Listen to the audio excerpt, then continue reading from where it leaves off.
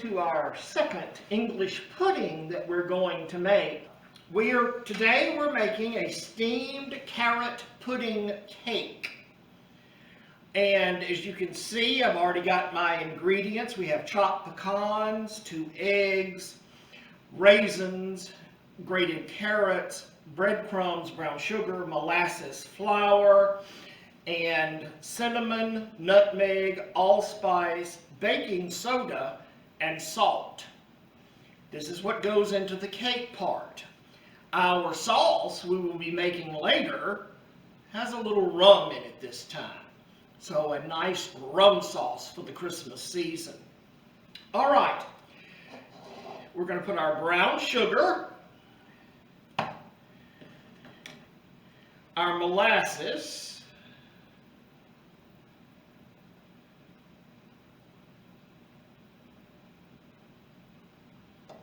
I'll just let it lay there while I let it finish draining, and our 2 eggs. Well, I'm getting shells all in it. Knowing the folks I work with, they'll complain, so I better fish them out. And drop some more in. All right. There's one. Hopefully this egg will do better.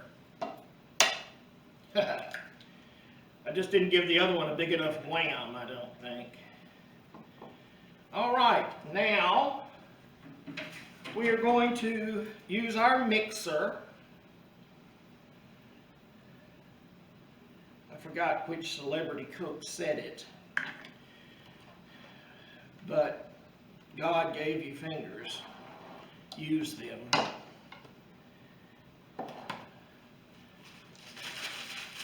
So, here we go. We're going to mix these together, not real fast.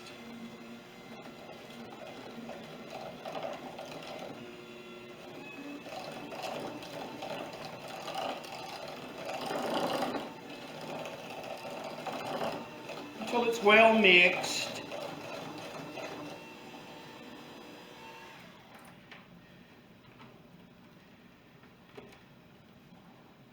All right, now we're going to add the spices.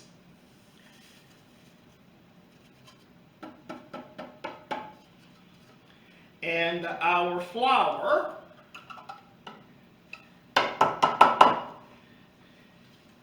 And we're going to stir that very, very slowly until it's just blended. So I'm putting this on, mine has speeds, this is 1. You just want it to be incorporated.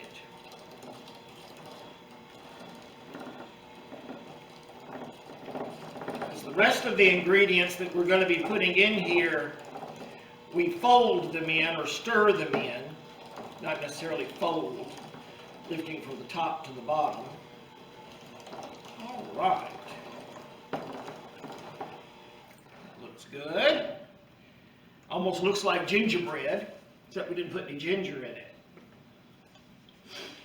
Now we're going to put in a 1/2 cup of grated carrots, a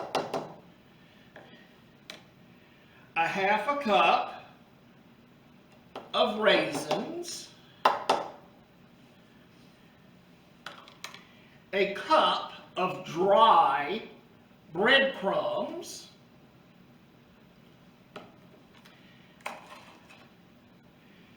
our 1/2 cup of chopped pecans, and the most interesting thing we're getting ready to add in, I had to put a stick of Crisco in the freezer, and then you grate it on a grater. So this is actually Crisco, and looking at other English pudding recipes, I think since mincemeat comes from the same type of thing, mincemeat pies, they probably used suet instead of Crisco type of shortening. So we put all of this together.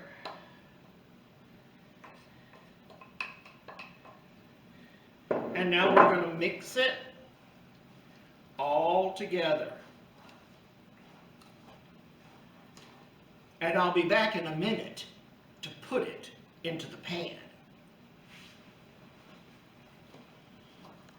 All right, we're back. Here's our half bundt pan that I bought to fit inside of the pressure cooker. And we're using this again so that I can lower it and take it out, and being silicone, it's not going to be extremely hot. So now I'm going to put our mixture in. I have buttered the pan. And now I'm putting the mixture in. It's very thick. But then again, English puddings aren't supposed to be real light and fluffy. It's a pudding. The closest thing I can think of that we had when I was growing up was Mother used to make date nut bread, little sandwiches using cream cheese, and used to buy canned date nut bread. So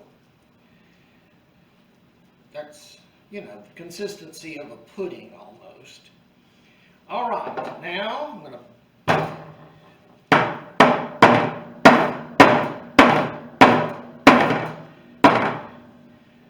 All right, we'll be back in a second with our next step.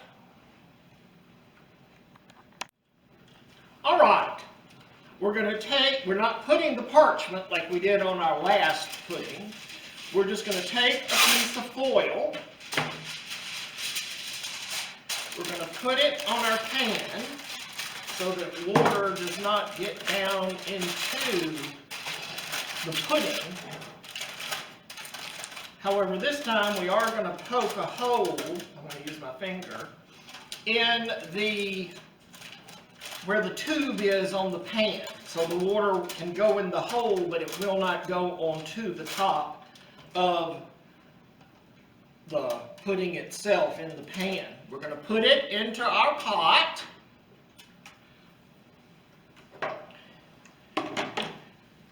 We're going to lock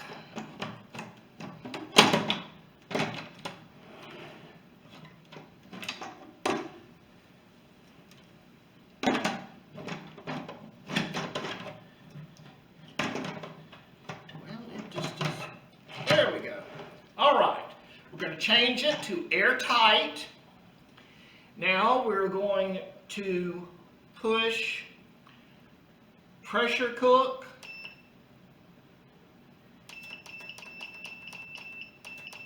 And this one cooks for 1 hour.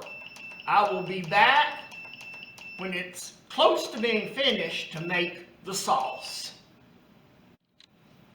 All right, we've got about 30 minutes left on our pudding, so I'm going to go ahead and make the sauce. You start the sauce by taking 4 tablespoons of butter. And I'm going to melt it first.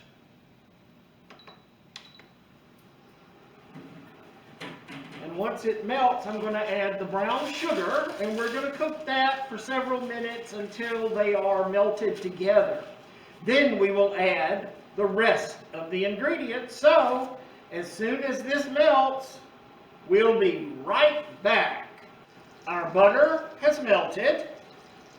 I'm now adding the brown sugar, and we're stirring that together. And we're going to cook it for about 2 minutes. And then we'll be back to add the rest of the ingredients and to finish the cooking. All right, now it's time to add our other ingredients. 1/4 of a teaspoon of cinnamon, 1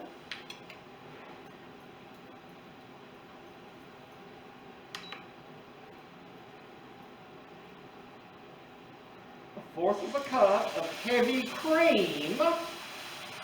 Woo-wee.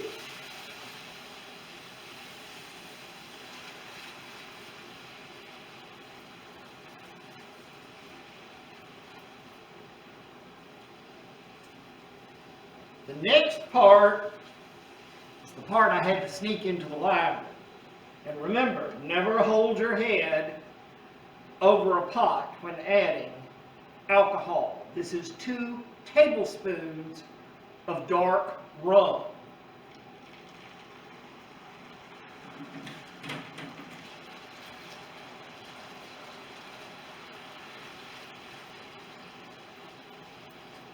This sauce can be made up to 2 days in advance and kept in the refrigerator until ready to use, and then you bring it back up to a simmer and you have your brown sugar rum sauce to go with your pudding. All right, be back in a few when the pudding's ready. All right, take my mask off. Gotten so used to wearing it now. All right, we have let it release naturally. So we're going to open it up.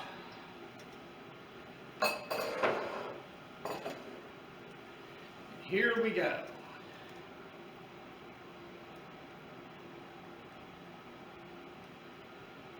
I'm going to get my camera person to come up close so we can see what the top looks like. There is our carrot pudding. Oh, it smells delicious. So, just like our earlier rendition, I'm going to put my plate over it. I'm going to grab and flip. Oh, I heard it fall. That's always a good sound.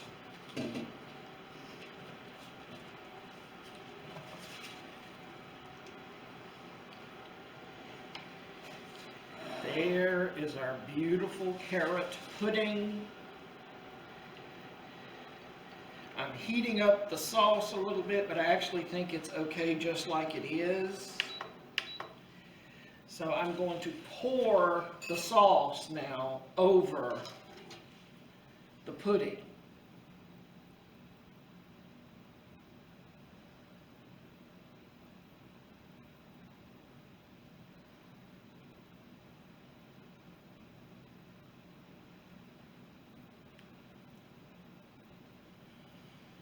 All right, now comes the great fun part for me. I get to try some.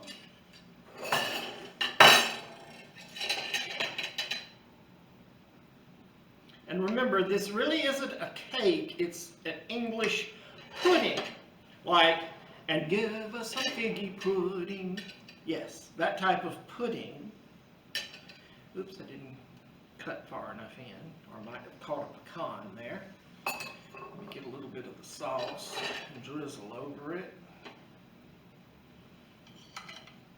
I'll use what's left in the pan. All right, here goes.